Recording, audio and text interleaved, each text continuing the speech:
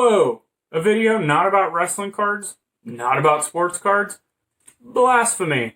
Well, it's time I branch out a little bit. Told you guys in previous videos I may go here, there, and everywhere with anything in a hobby. Things are going to pop up from time to time. Trying to give you guys some new content. And today we've gone mad! Madman Pondo, that is. Memoirs of a Madman. Stay tuned and find out what this book's all about.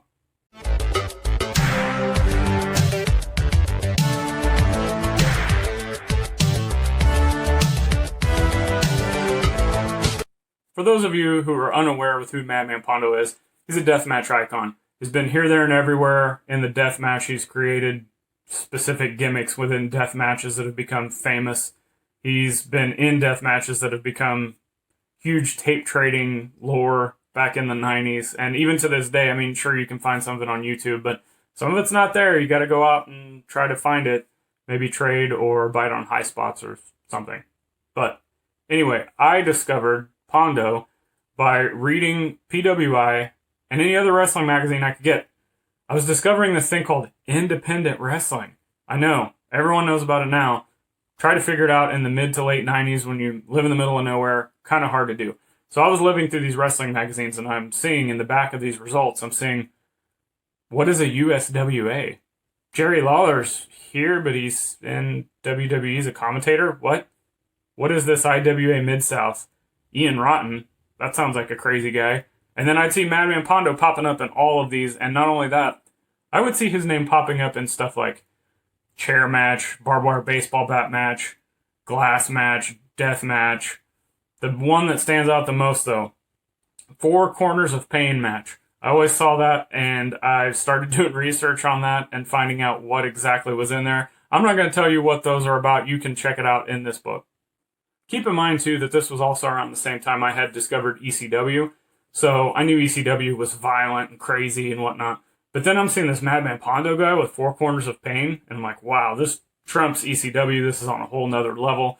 I'm interested. So I started digging in and trying to find anything I could in any magazines. Again, there's no internet. Well, there was internet, but not like it is now. And it was just kind of like word of mouth or tape trading. I wasn't trading tapes at the time. So I just kind of had to get information about Pondo wherever I could. Again, seeing him pop up here, there, and everywhere in all these organizations throughout the independents, seeing the stop sign, Can't Stop Pondo.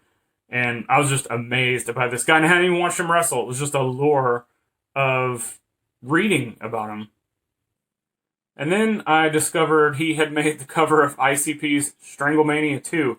And I found that on their website and had to pick up the VHS. Sold it years ago. Again, as I do, I made a profit off of it. Not like I would now. It's even higher now. So just another thing about hanging on to collectibles. And within the wrestling world, they seem to always go up. But another story for another time. Anyway, he made the cover of Stranglemania, so I went out and bought it. I don't remember seeing him on the VHS tape, which is kind of a letdown. I was like, I wanted to see him. And that also, sorry, I could be misremembering. It's been a long time ago. I've watched so much wrestling since then, so I can't really remember. And I tried looking up Stranglemania 2 online. I found a VHS rip, and I don't remember, I skimmed through it real quick. I don't remember seeing Pondo on there, but I was like, oh, he made the cover of this VHS. This guy is even cooler now. Finally, in the mid-2000s, when I did start getting to DVD trading, I wasn't trading a lot of tapes.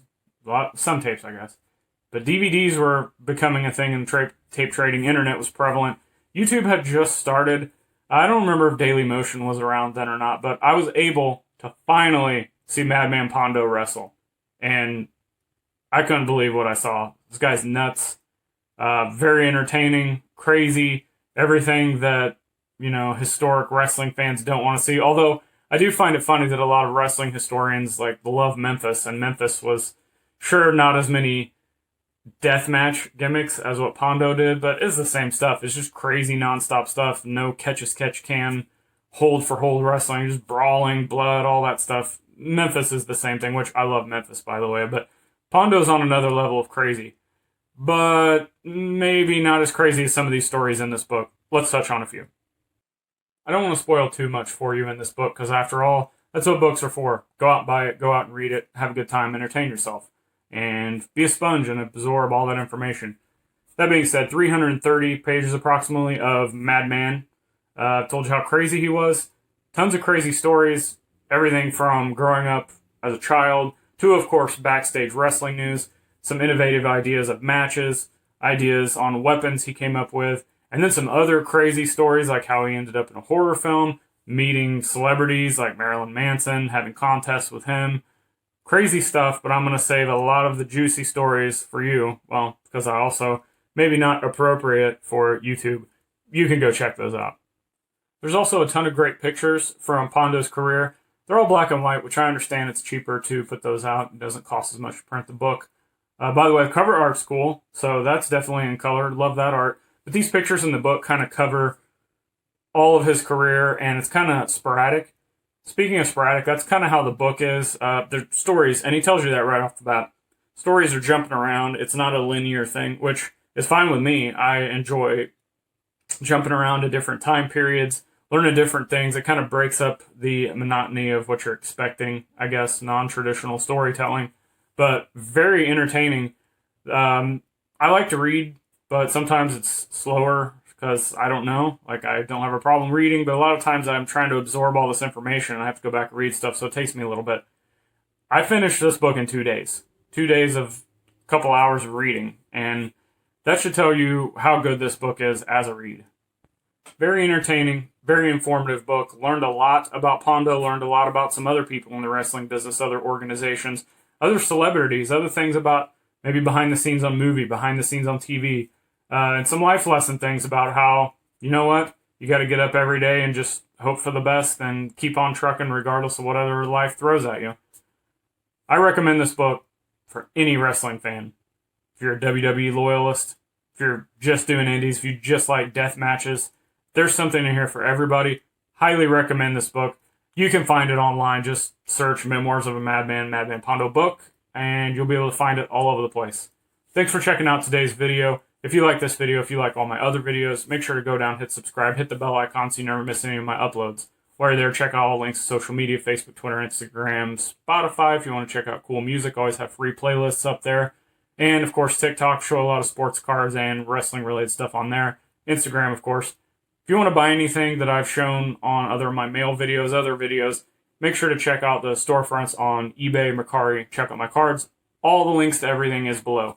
Thank you for taking your time out of your day to watch this video. And until next time, see you, wrestling fans and deathmatch fans.